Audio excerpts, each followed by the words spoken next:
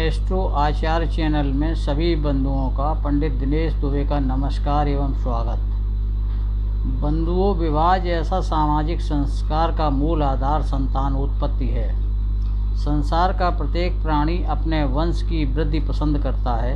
प्रत्येक दंपति की इच्छा होती है कि उसे तन और मन से स्वस्थ संतान हो, लेकिन अथक प्रयासों के बावजूद कुछ दंपति संतान सुख से वंचित रहते हैं या विलंब से संतानोत्पत्ति होती है। इसके अनेकों कारण हो सकते हैं, जिसमें शारीरिक दोष या अक्षमता भी एक प्रमुख कारण है। शारीरिक अक्षमता या दोष के लिए दंपति को योग चिकित्सक से सलाह लेना श्रेष्ठकर रहता है। सनातन ज्योतिष विज्ञान में संतान बाधा के संकेत स्पष्ट रूप से मिलते हैं। आज के वीडियो में हम कुंडली में संतान बाधा के संकेतों व सिद्धांतों की चर्चा करेंगे।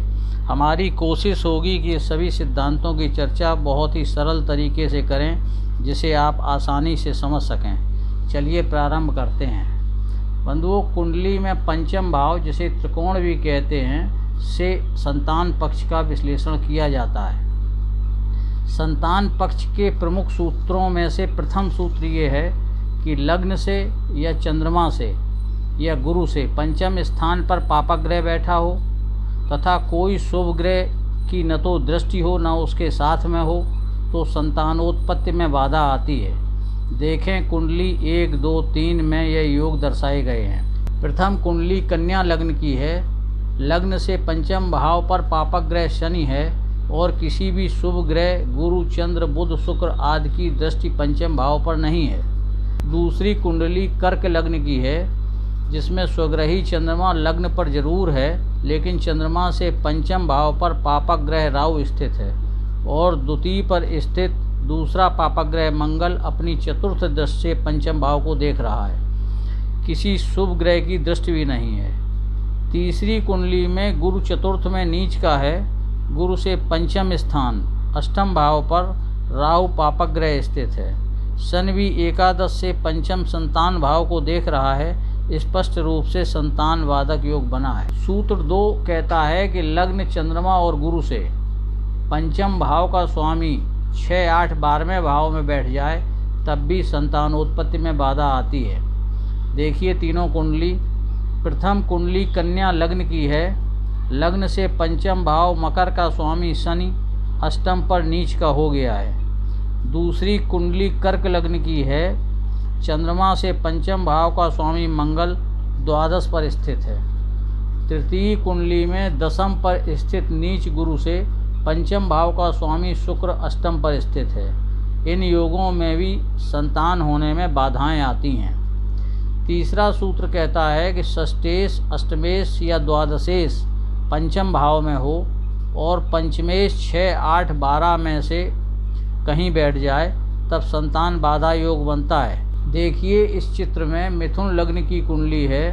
षष्ठेश मंगल और अष्टमेश शनि पंचम भाव पर स्थित है और पंचमेश शुक्र अष्टम भाव पर स्थित है।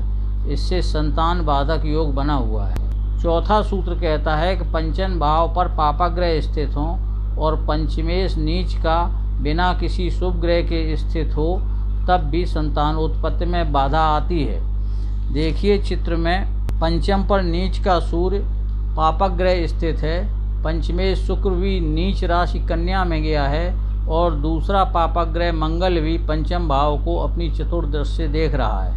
सूत्र 5वां कहता है कि पंचम भाव में वृष, सिंह, कन्या या वृश्चिक राशि हो और पंचम भाव पर सूर्य 8वें में शनि लग्न पर मंगल हो तब भी संतानोत्पत्ति में बाधाएं आती हैं। देखिए कुंडलियां। पहली पंचम भाव पर वृष राशि की कुंडली है। दूसरी कुंडली पंचम पर सिंह राशि की कुंडली है। तीसरी कुंडली पंचम पर कन्या राशि की कुंडली है और चौथी कुंडली पंचम पर वृश्चिक राशि की कुंडली है। इन चारों ही कुंडलियों में पहले भाव में मंगल, 5वें में सूर्य और 8वें में शनि विराजमान है। अगर ऐसी स्थिति बनती है तब भी संतानोत्पत्ति में बाधा आती है। बंधुओं, मैंने संतानोत्पत्ति में बाधक संबंधी योगों को आपको बताया। ये प्रमुख योग हैं, लेकिन इनके अलावा अनेकों योग हैं जिन्हें इस वीडियो में शामिल करना संभव नहीं है। लेकिन मूल सिद्धांत यह है कि पंचम भाव पर पाप ग्रहों के प्रभाव, दृष्टि या छठवें, आठवें, 12वें भाव से उनके स्वामी से संबंध बनने से बाधाएं आती हैं। इसके अलावा मेरे अनुभव में आया है कि पंचम से मंगल का प्रभाव या दृष्टि संतानोत्पत्ति में विलंब या ऑपरेशन आदि कराता है। शनि राहु संतानोत्पत्ति में वादक हैं, सूर्य भी संतानोत्पत्ति में वादक है।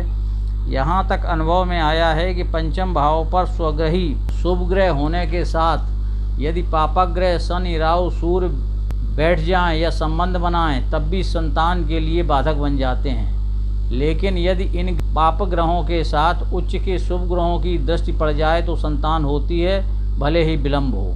पुत्र संतान या कन्या संतान के बारे में पृथक पृथक वीडियो मेरे चैनल पर उपलब्ध हैं, जिसके लिंक हम नीचे दे रहे हैं, आप उन्हें भी देख सकते हैं। यदि आपको जानकारी रुचिकर लगी हो तो कृपया चैनल को सब्सक्राइब करें, वीडियो को लाइक और शेयर करें, नोटिफिकेशन बेल भी दबाएं, जिससे मेरे प्रत्येक वीडियो की जानकारी तत्काल आपको मिलती रहे। सभी को पुनः नमस्कार, धन्यवाद।